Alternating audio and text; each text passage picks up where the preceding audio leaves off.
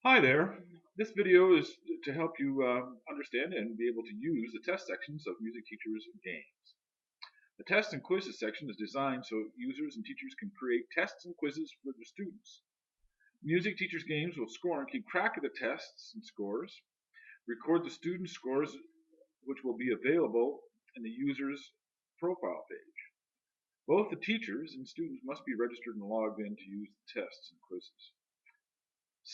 Since these tests and quizzes will be available to the public of all ages, all tests and quizzes will have to be approved by the site administrator before they will be available to the public. This is also true if there are changes to your test or quiz. What it means is that if your test is approved and then you come back a week later and make changes to it, it becomes into an unimproved state. So you'll have to submit again to get it approved. Just remember that. And so let's go through and we'll just show you a quick how to deal with this. First of all, I assume you clicked on the tests button here, and you arrive here, and you can see the approved tests here. And then so you click on Create a Quiz. On the left-hand side here is a list of your quizzes that you have. But since we haven't created any quizzes for the ES3 user, we should create a new one.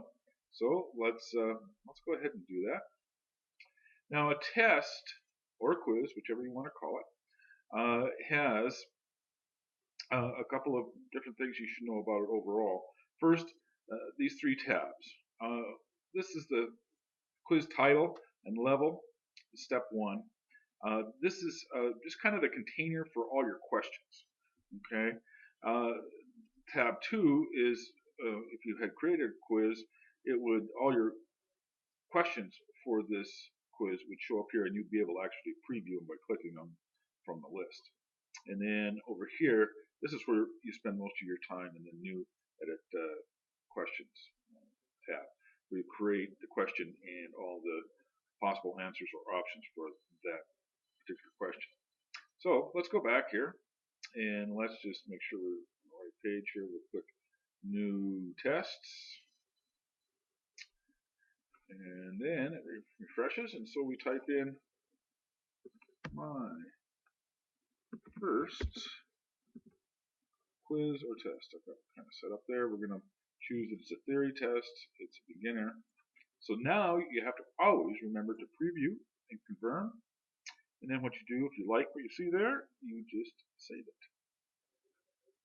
Okay. So now, thing to notice here, oops, there we go. The thing to notice here is that it showed up over here on the left. So now you have to select it again. Refreshes, and it says status, quiz ID, quiz status not approved. Okay, so your test isn't approved yet.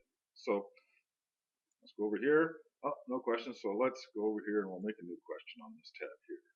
So we click new question,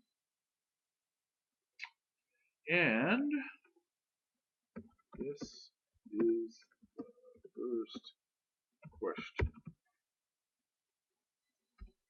And we'll put a question mark there so you know it's a question. And now what you have to do is you've got the question, and we then put it down here because we have five tabs, actually six tabs. We have the question itself, then the possible answers, option 1, 2, 3, 4, or 5. Okay, so, and notice that we have a text box or a text editor here that's used for all of these six tabs. So now we've got our question. So then we click the option 1 and let's give the possible answers. 1, and we replace answer 1 with the text editor. Okay, and then we continue on with this. We'll go to answer 2, option 2, whichever you choose. And then we do that for 3.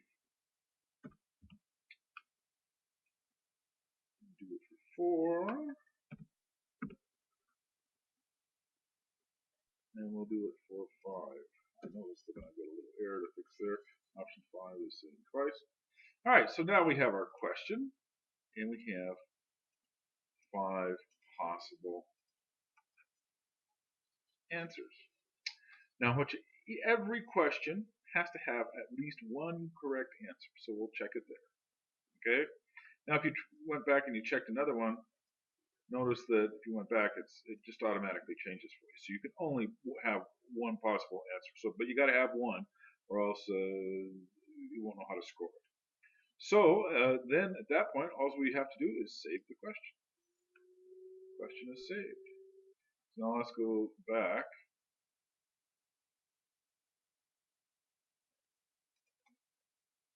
There it is, question one.